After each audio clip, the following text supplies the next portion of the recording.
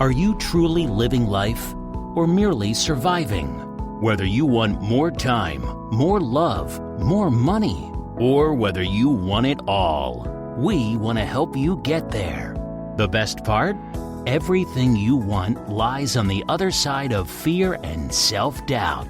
It's time to take the leap with your host, Tiffany Toombs. Hello everyone, welcome back for this week's episode of Take the Leap. I am your host, Tiffany Toombs, and today I want to talk about another topic that I often see stopping people and holding them back from taking the leap in their life to better relationships, to better health, to living a life of purpose, a life of passion, fulfillment, or just finding the happiness that they want. And this thing that often stops people is our perception. It's how they choose to see the world. Now, our perceptions create our own individual reality. If you've never been told this before, it's important to know that there is no such thing as one reality. We've kind of been fed this false narrative that there is a reality. Get with reality. Be realistic. Except that reality doesn't really exist. We each have our own personal realities, yes, but they are different to everyone else's reality. Even if we grew up in the same town as that person, have the same faith or religion as that person, if we learned the same things as that person, come from the same culture, it doesn't matter. We have never had the exact same 100% experiences as that person, even if you're an identical twin. So therefore, your reality is going to be slightly different. Might not be drastically different, but it is going to be different in some way. And our reality is shaped by a couple things. Our reality is shaped by the words that we choose to describe the environment around us. Our reality is shaped by our belief systems that we have created off of the back of experiences that we've had. And our reality is shaped by the emotions that we have as a result of those experiences. So the experiences that we face play a large part in creating the reality that we see around us. And so when we start recognizing that our perception of reality may be one that is limiting us, then we can really start to grow and become the best versions of ourselves. One of the most common things that I hear from people that I work with, people who come to my workshops, or people who just reach out to me on Facebook or some other social media avenue, is that they say, look, this is my perception, so therefore it's my truth. And because it's my truth, that means it's true. And that's a really dangerous notion to have, that everything that we believe, every thought that goes through our head is true. In fact, when I was teaching meditation when I lived in Australia, I would have a lot of people say, I really want to come to your meditation class, but I can't meditate. I tried, I can't. And when I would dig into that a little bit deeper with them, I would find that their belief or their perception about what meditation was that they had to completely empty out their mind and their mind just be a blank slate for the period of time that they were meditating. And this couldn't be further from the truth. And while there are meditation gurus out there who have perpetuated this belief, they've done nobody any favors, because nobody, even Buddhist monks, don't achieve the blank mind state 24 hours a day or every time that they meditate. It's just not possible. And so really meditation is about separating ourselves from the beliefs and the thoughts that we have and becoming an observer to our thoughts. And so that's why meditation is one of my favorite techniques to help people start to recognize that just because something exists in your brain and just because your brain runs the body doesn't mean that every single thought that you have or every single perception that you have is one that is absolutely true.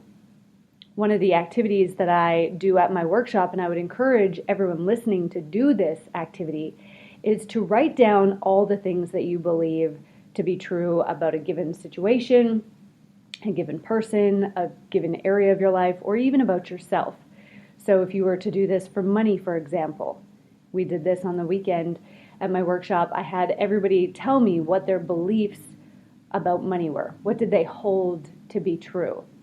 And then afterwards, we went through the list of 25 limiting beliefs around money. Money is evil, money is not good enough, money makes you greedy, money is flashy, you have to prostitute yourself out to get it. All these beliefs that they listed. And I said, how many of these can you say beyond a shadow of a doubt are absolute truth? And of the 25, one was the absolute truth. It was definitely a fact. And that was the belief system that everything has a price tag. You have to give something to get something else. And that's the only thing that was absolutely true, and that's not necessarily a limiting belief. So my question for you is, what perceptions have you been holding on to, and what viewpoints have you been holding on to that have been holding you back? And I want to share a couple common ones with you today.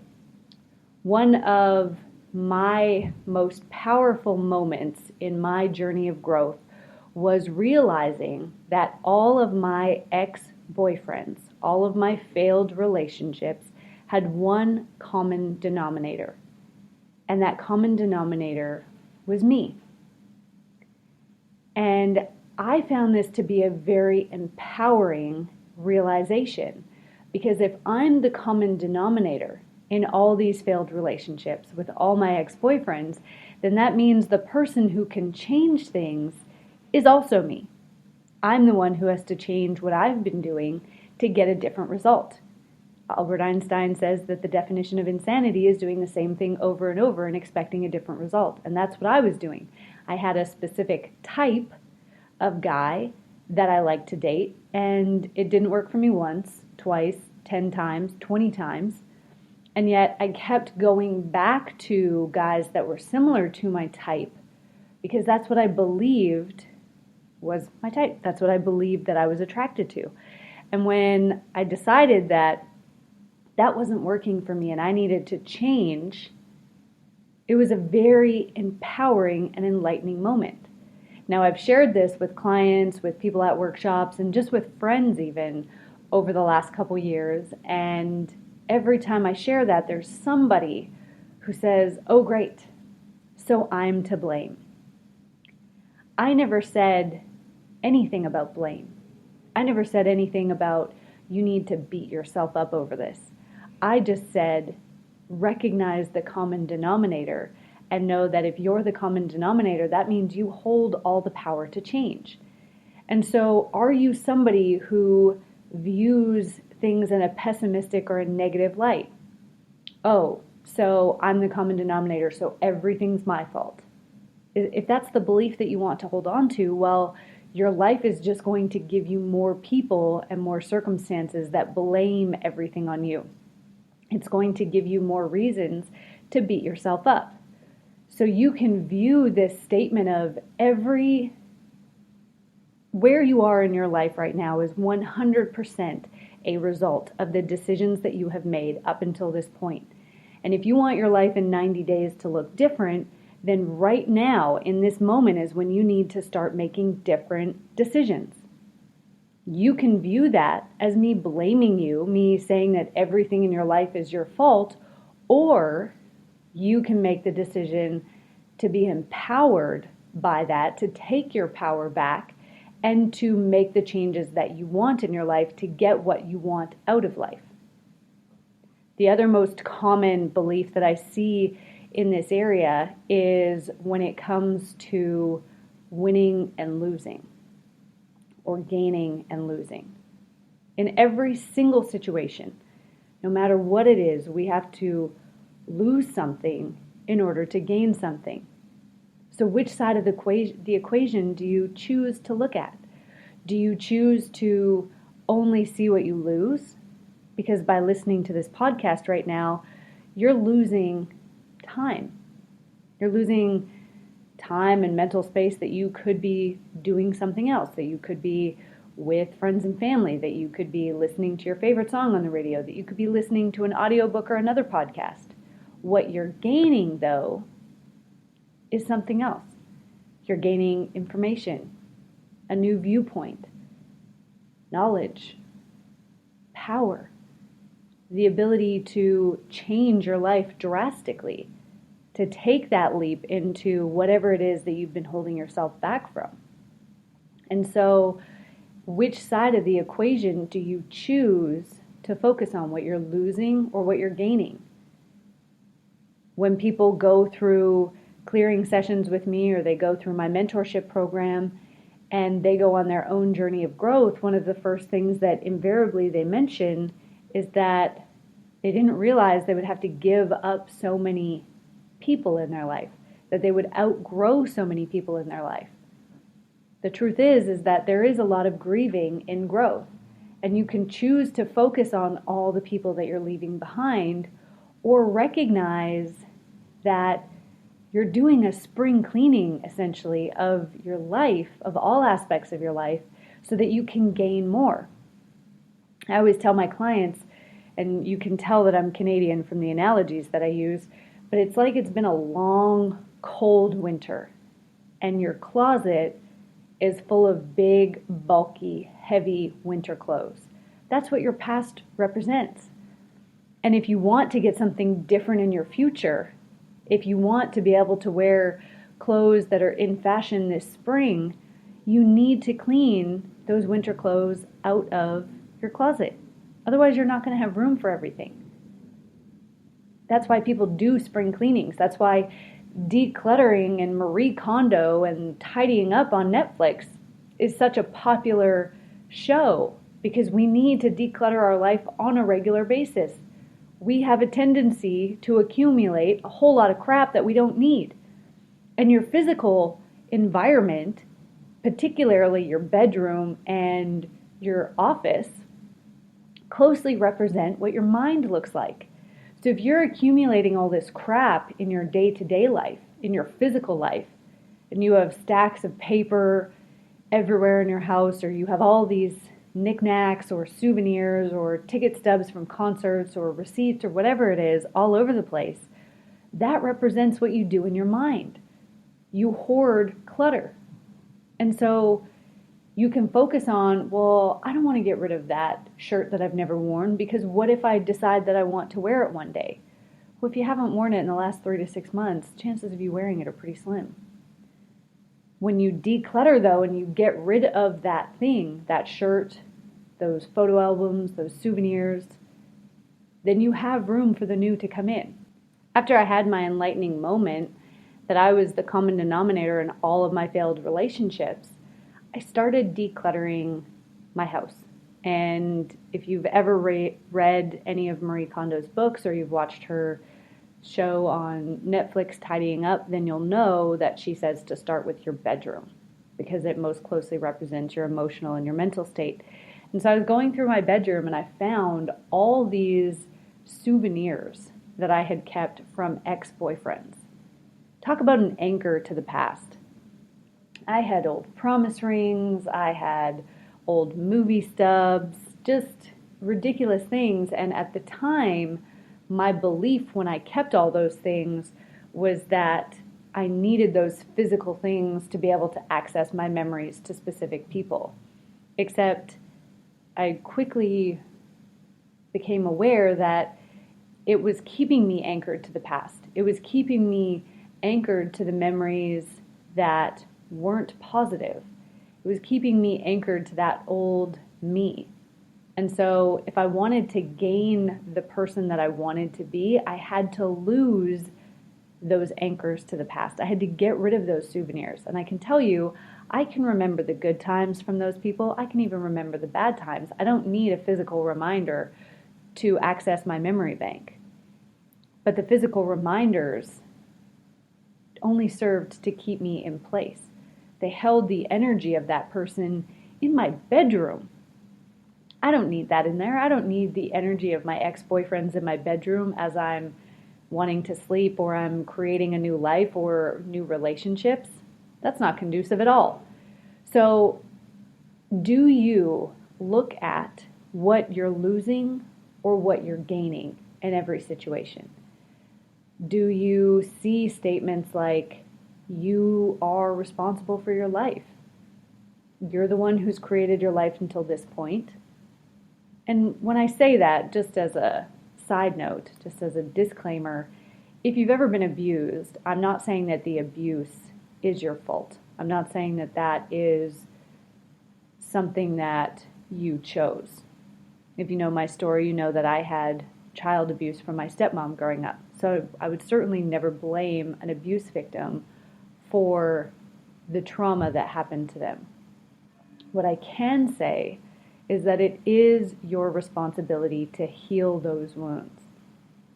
And talking from a place of experience, I carried around a lot of anger for a long, long time.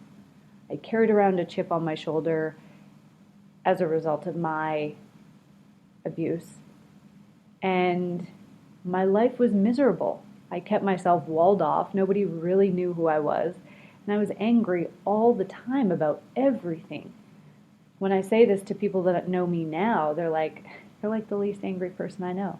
Yeah, thank you. That's a huge compliment because I've done a lot of work in that space. But it hasn't always been that way. I used to be super angry. Ask my family.